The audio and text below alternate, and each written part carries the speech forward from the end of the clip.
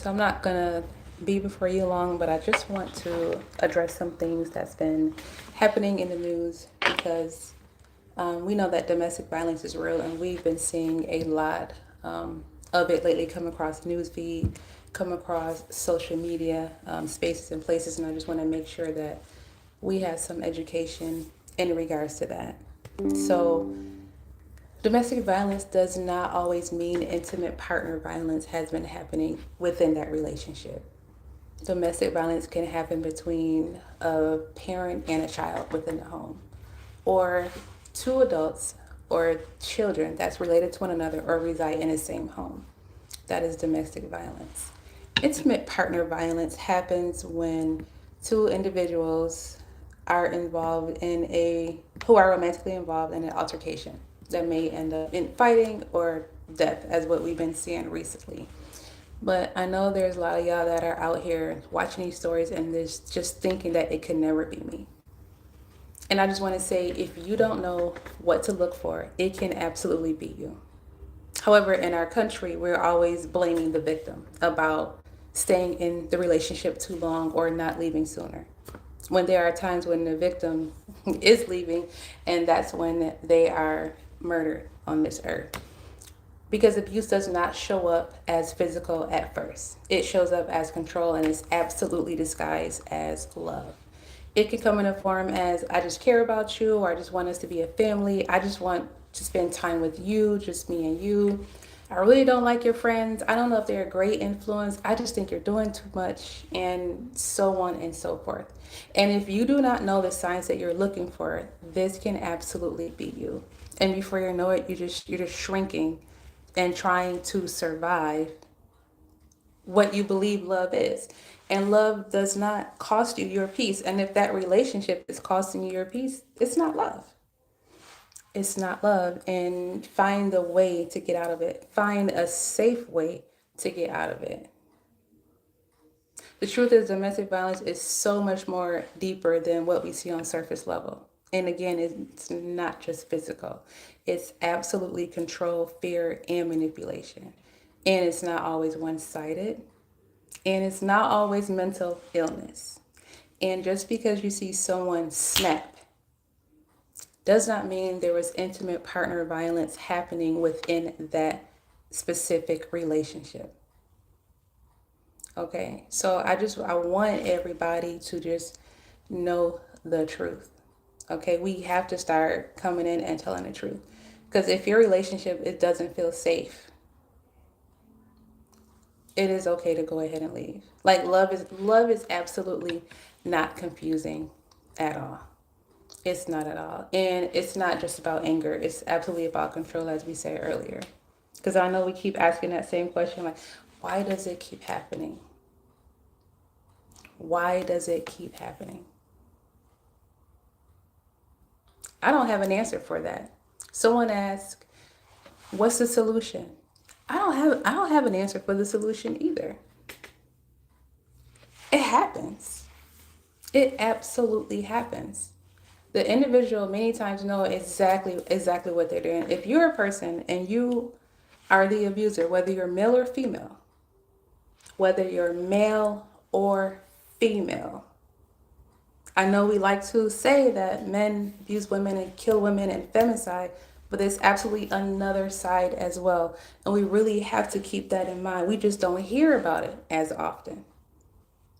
It's absolutely real and it's absolutely out here. Oh, thank you. And it doesn't just start with hitting. And if you don't know the signs to look for, this can be you in a relationship, whether you're a male in a relationship or a female in a relationship. It's real. And again, it's not always about mental illness. I'm a mental health counselor here in Florida. So it's not always about mental illness. I know a lot of individuals like to put it on that, but it's not always about mental illness. And only that individual truly knows why they are perpetrating and preying on individuals to go ahead and abuse them. Some people know exactly what they're doing. Some people know exactly what they're doing. And like I said before, it's not just men, women can be abusive too. And we've seen those stories also. So right now, we're just seeing an influx of, we've seen the father, unfortunately, he took the lives of his children, women, and himself. That's tragic. We've seen other stories where they're about to go to court and the man just killed himself and the wife or the ex-wife or the ex-partner or what have you, and the children as well. We're seeing that a lot. And again, if we're not coming to tell the truth just so you guys can be educated and know what it really is and what it can look like, we're going to be out here still in confusion, and that's not what we want. So instead of asking why didn't they leave, again, blaming the victim. Let's ask, like, what made it unsafe for them to stay or go? What happened? Or guess what? What's wrong with that individual? What's wrong with the abuser? Do you know someone that's abusive in relationships? Do you hold them accountable? Are you still friends with them? Do you pull them to the side and say, hey, you got a problem?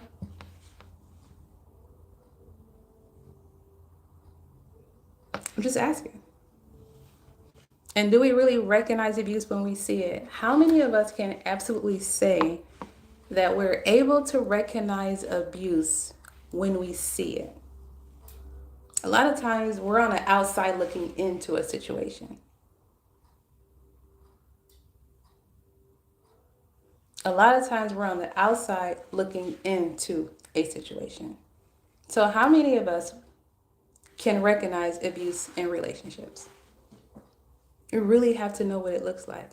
How many of us are teaching the young people about how abuse starts? How many of us are teaching our children about how the abuse starts? How many of us are learning and just sharing it with society of how abuse starts? I see all the messages. I see all the messages.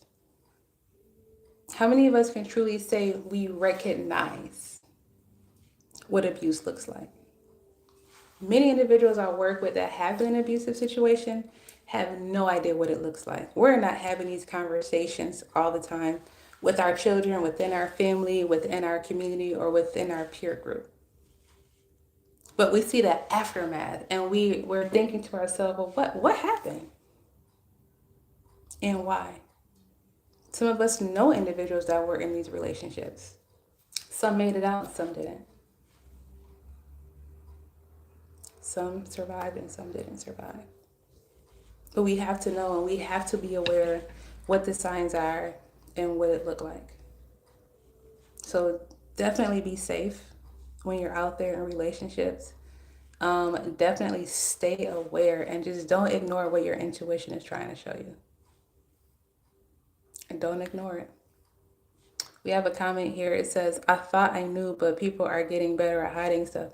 They're definitely getting better at hiding stuff. And sometimes when you're able to look up someone on the database to see if they were arrested, everything does not pull up.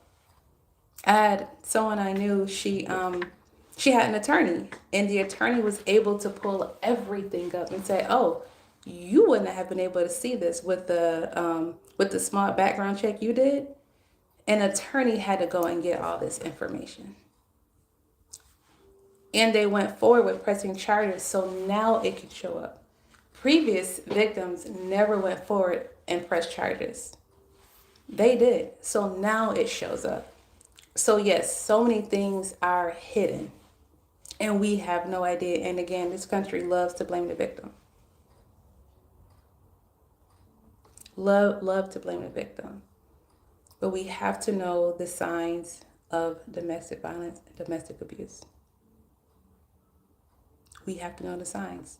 So we're always able to look back at a situation or a relationship and say, oh man, I can see it now. And so a lot of times we're hard on ourselves to say, well, why didn't I leave? Well, now you're no longer in that relationship. So your hindsight is 2020 and you're able to look back and say, oh, now I know.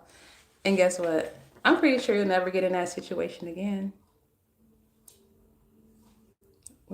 You're not going to do it again.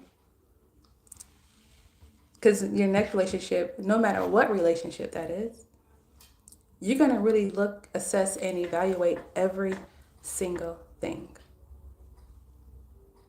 especially if you're feeling unsafe, especially if your intuition is saying, hey,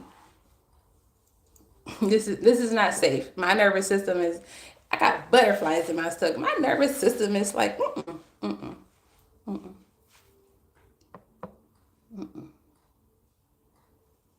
So please know the signs. Please share the signs. Please educate yourself on what the signs are and what it looks like. And be honest. Like, what's one red flag people normalize way too much? What's one red flag that you've noticed that people absolutely normalize way too much? Way too much. Way, way, way too much. I say crossing boundaries. Should I set a boundary and you cross it just to see how far you can go? And you continue to normalize it. Oh, they were just playing. Oh, they absolutely didn't mean it, etc., etc., etc. The way people talk to you, absolutely. If you do not like the way somebody talk to you and you go ahead and tolerate it and accept it, they're just playing, it's just a joke, they didn't really mean it, etc., etc., that is the door, the opening, their understanding. They can get in and say whatever they can say to you and about you, and you will do nothing at all. That's absolutely one red flag that people normalize way too much. Way too much. So again, I just want to say that it does not always start off as anything physical.